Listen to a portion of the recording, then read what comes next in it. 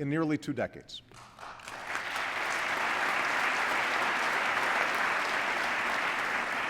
And at April's Nuclear Security Summit, we will bring 44 nations together here in Washington, D.C. behind a clear goal: securing all vulnerable nuclear materials around the world in 4 years so that they never fall into the hands of terrorists.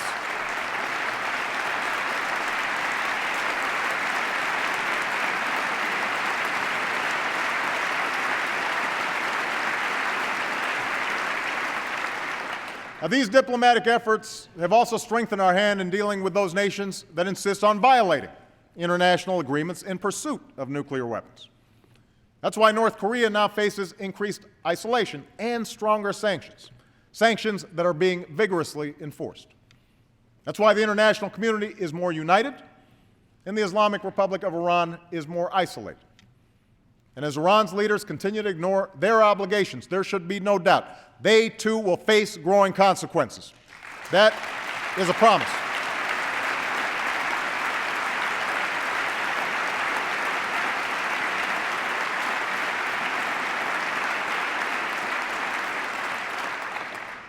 That's the leadership we are providing.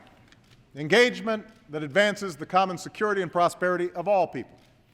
We're working through the G20 to sustain a lasting global recovery. We're working with Muslim communities around the world to promote science and education and innovation. We have gone from a bystander to a leader in the fight against climate change. We're helping developing countries to feed themselves and continuing the fight against HIV/AIDS. And we are launching a new initiative that will give us the capacity to respond faster and more effectively to bioterrorism or an infectious disease, a plan that will counter threats at home and strengthen public health abroad. As we have for over 60 years, America takes these actions because our destiny is connected to those beyond our shores. But we also do it because it is right. That's why, as we meet here tonight, over 10,000 Americans are working with many nations to help the people of Haiti recover and rebuild.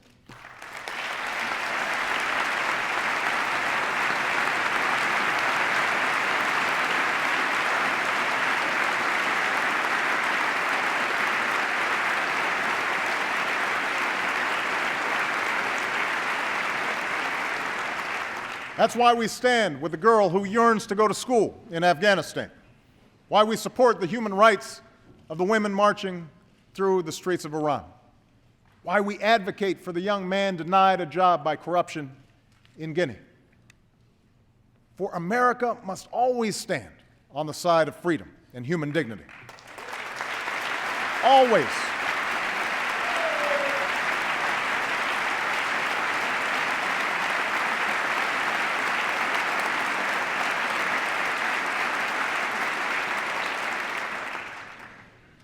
Abroad, America's greatest source of strength has always been our ideals. The same is true at home. We find unity in our incredible diversity, drawing on the promise enshrined in our Constitution. The notion that we're all created equal, that no matter who you are or what you look like, if you abide by the law, you should be protected by it. If you adhere to our common values, you should be treated no different than anyone else. We must continually renew this promise. My administration has a civil rights division that is once again prosecuting civil rights violations and employment discrimination. We finally strengthened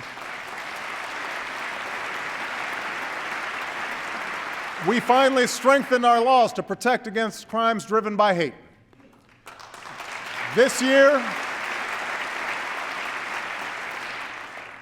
year, I will work with Congress and our military to finally repeal the law that denies gay Americans the right to serve the country they love because of who they are. It's the right thing to do.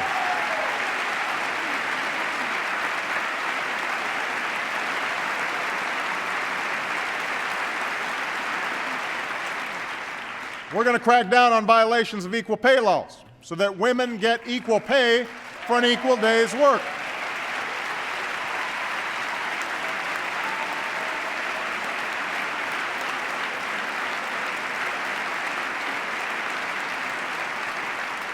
And we should continue the work of fixing our broken immigration system to secure our borders and enforce our laws and ensure that everyone who plays by the rules can contribute to our economy and enrich our nations.